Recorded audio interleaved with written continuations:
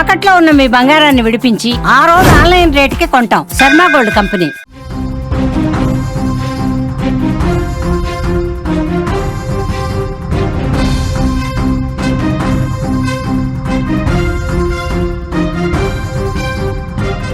Online money gaming కి కేంద్రం check పెట్టింది. లోక్సభలో ఆన్లైన్ గేమింగ్ బిల్లుకు ఆమోదం తెలిపారు. ఆన్లైన్ గేమింగ్ చేస్తే భారీ జరిమానాలు, జైలు శిక్ష ఉండబోతోంది. నిబంధనలు అతిక్రమిస్తే బ్యాంకులకు కూడా శిక్షలు. ఏర్పాటు కాబోతోంది కొత్త గేమింగ్ అథారిటీ. దేశవ్యాప్తంగా ఆన్లైన్ గేమింగ్ వల్ల చాలా మంది జీవితాలు కోల్పోతున్నారు. ముఖ్యంగా యువత ఈ గేమింగ్ కు బానిసలై ఆర్థికంగా, మానసికంగా చితికిపోతున్న పరిస్థితి. ఈ సమస్యపై స్పందించింది కేంద్ర ప్రభుత్వం. ఒక కీలక నిర్ణయం తీసుకుంది. ఆన్లైన్ గేమింగ్ సేవలను అందించే ప్లాట్ఫామ్స్ ఏవైతే ఉన్నాయో, యాప్స్ ఏవైతే ఉన్నాయో వాటిని టోటల్గా నిషేధించింది. లోక్సభలో ఈ బిల్లు కూడా ఆమోదం పొందడంతో ఇప్పుడు ఇది చట్టంగా మారబోతోంది. ఆన్లైన్ గేమింగ్ యూజర్లు ఎదుర్కొంటున్న మానసిక ఆరోగ్య సమస్యలను ప్రభుత్వం చాలా సీరియస్గా తీసుకుంది. అందుకే ఈ దిశగా కఠిన చర్యలకు ఉపక్రమించింది. ముఖ్యంగా యూజర్లకు నగదు ప్రోత్సాహకాలను ఎరగా వేస్తున్న గేమింగ్ ప్లాట్ఫామ్స్పై ఉక్కుపాదం మోపనుంది. ఇందుకోసం ఒక చట్టబద్ధమైన నియంత్రణ సంస్థను ఏర్పాటు చేయబోతోంది. ఈ కొత్త చట్టం అమల్లోకి వచ్చాక ఈ స్పోర్ట్స్కి అధికారిక గుర్తింపు లభిస్తుంది. అయితే ఈ స్పోర్ట్స్ అంటే బెట్టింగ్తో సంబంధం లేకుండా నైపుణ్యం ఆధారంగా ఆడే పూర్తి చట్టబద్ధమైన ఎలక్ట్రానిక్ గేమ్స్. కేంద్రం ఇలాంటి వాటిని మాత్రమే ప్రోత్సహించాలని నిర్ణయించుకుంది. ఈ స్పోర్ట్స్లో ఎటువంటి ఆర్థిక లావాదేవీలు ఉండవు. ఈ చట్టంతో ఈ స్పోర్ట్స్ కోసం శిక్షణ కేంద్రాలు, అకాడమీలు, పరిశోధనా కేంద్రాలు ఏర్పాటు కాబోతున్నాయి.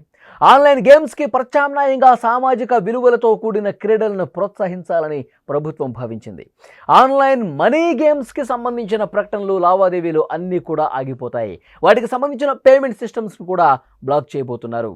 అంటే చాలా స్పష్టంగా ఎంతమంది యువత ప్రాణాలు పోగొట్టుకున్నారో కూడా ఈ ఆన్లైన్ గేమింగ్ల వల్ల, ఈ ఆన్లైన్ బెట్టింగ్ల వల్ల ఎంత దారుణమైన పరిస్థితులు ఉన్నాయో గతంలో మనం చూసాం. చాలా ఫ్యామిలీలు రోడ్డున పడ్డ పరిస్థితి, సూసైడ్లు చేసుకున్న పరిస్థితి.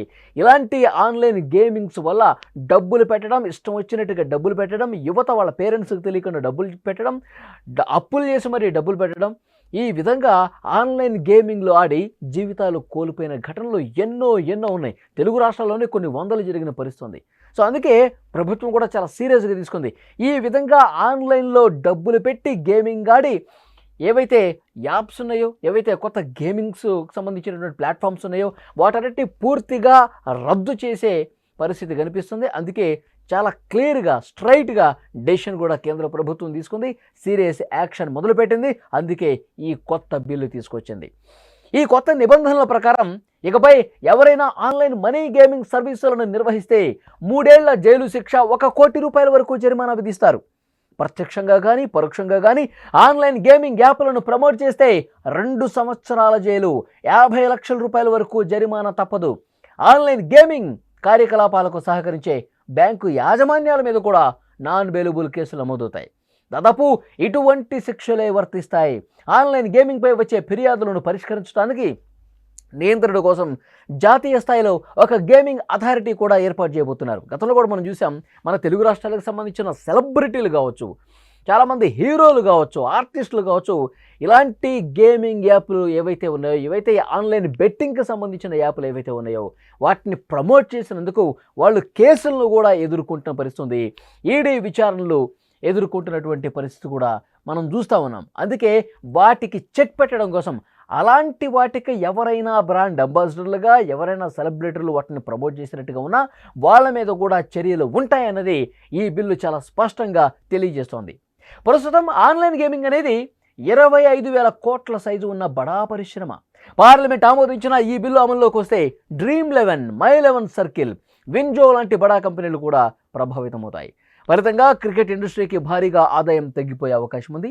అంతేకాదు దాదాపు 2 లక్షల మంది ఉపాధి కోల్పోయే ప్రమాదం ఉంది.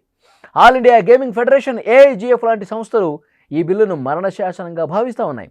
లైసెన్స్ ఉన్న గేమింగ్ కంపెనీలు మూతబడితే ఇల్లీగల్ ఆపరేటర్లు పుట్టుకొచ్చి దొడ్డిదారిన బెట్టింగ్ యాప్లను జనంలోకి తీసుకొచ్చే ప్రమాదం ఉందని కొంతమంది చెప్తున్నారు. ఈ హెచ్చరిక ఏవి పట్టించుకోకుండా మోదీ ప్రభుత్వం ఆన్లైన్ గేమింగ్ మీద ఉక్కుపాదం మోపాల్సిందే. అసలు ఏ విధంగానూ వద్దు, ఏ విధంగా లైసెన్స్ ఉన్నా కూడా వద్దు, వాటిని మనం ఎంకరేజ్ చేయొద్దు. ఎందుకంటే యువత జీవితాలతో ఆడుకున్నట్టు అవుతుంది. యువత ఈజీగా డబ్బులు వస్తాయను, లేకపోతే ఎవరైనా ఈజీగా అందులో ఆడేసి వాళ్ళు ప్రాణాల మీదకు తెచ్చుకున్న పరిస్థితి ఉంది కాబట్టి ఎక్కడ కూడా కేంద్ర ప్రభుత్వం ఉపేక్షించే పరిస్థితి లేదు. వెంటనే చర్యలు తీసుకోవాలని అనుకుంది కేంద్ర ప్రభుత్వం. ఈ బిల్ తీసుకొచ్చిన పరిస్థితి. యువత నిజంగా ఈ గేమ్లకి అలవాటు పడిపోయి తమ కెరీర్ని పోగొట్టుకుంటున్నారు, డబ్బులు పోగొట్టుకుంటున్నారు, జీవితం పోగొట్టుకుంటున్నారు. ఇంత సీరియస్గా ఒక జాడ్యంలాగా ఇది వేళ్ళూనుకుని పోయింది కాబట్టి దీన్ని పారద్రోలాలను సంకల్పించింది కేంద్రం. అందుకే ఈ బిల్ తీసుకొచ్చింది. యువతను, సామాన్యులను రక్షించాలన్న ఒకే ఒక లక్ష్యంతో ప్రభుత్వం ఈ డెసిషన్ తీసుకుంది. Sri N.K. Premachandran. No, no.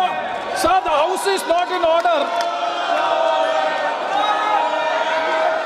The question is that the leave may be granted to introduce the bill. Those in favor may say yes.